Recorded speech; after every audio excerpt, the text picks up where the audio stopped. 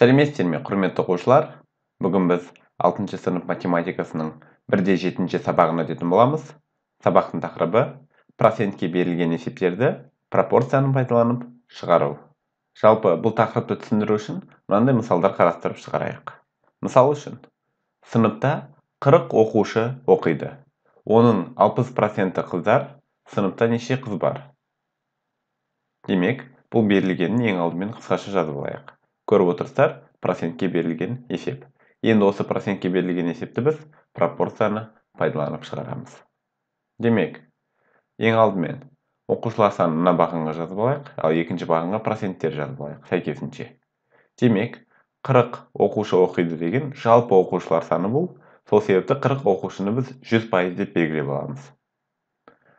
Ал оның 60% қыздар дейді. Сыныпта неше қыз бар екенін табу қажетпіз. Сыныпта неше қыз бар екені белгісіз, сол себепті оны x деп белгілеп аламыз. Ол бірақ бізде 60%-ның құрайтыны белгілі.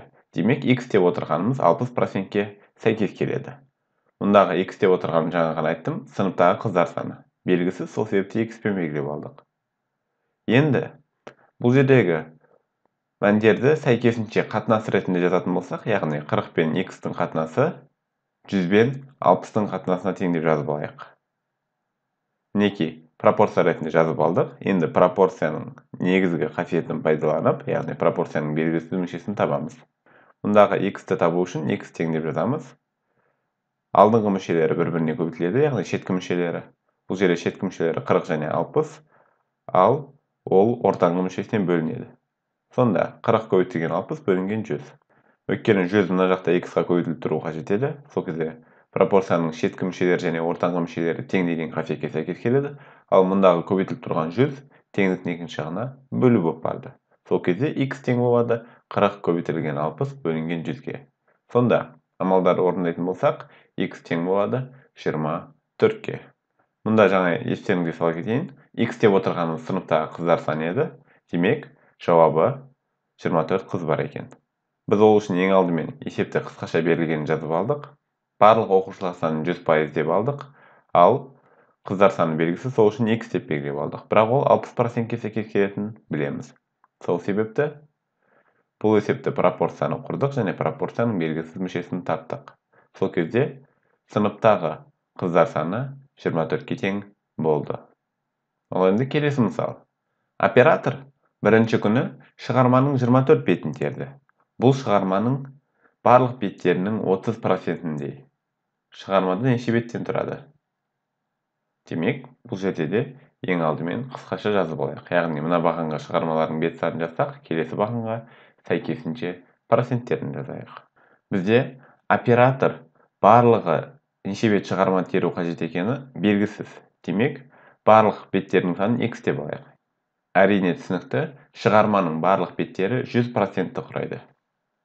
Өйткені, үнемі мысалы оқушылардың барлық сандарын, немесе шығарманың барлық бетін, немесе тағы да қандай да бір шамалардың барлық мәндері 100%-ді құрайды, егер толық қарастырып отырған болсақ.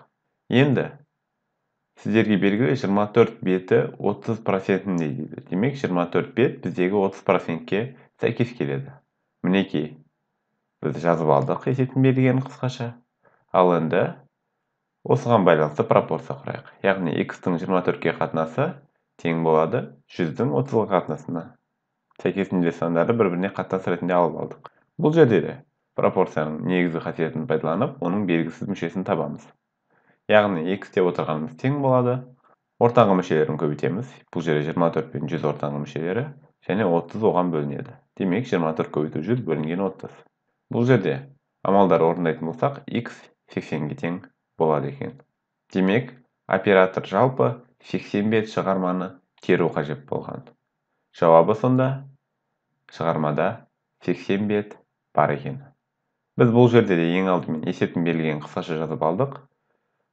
Шығармадағы барлық беттер саны белгісіз болғандықтан x деп белгілеп алдық. Ол 100%-ке сәйкес келеді.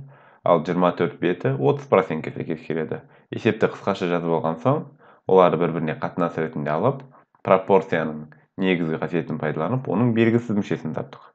Сол кезде бізде белгісіз мүше деп отырғанымыз ол шығармадағы барлық беттер саны болатын. Шығармадағы барлық беттердің саны бізде 80 бетке тең екен. Мінекей осымен 1-7 сабағымыздың түсіндірілуі де аяқталды. Енді осы есептерге байланысты тағы да көптеген мысалдарды келесі видеолардан қарай аласыздар.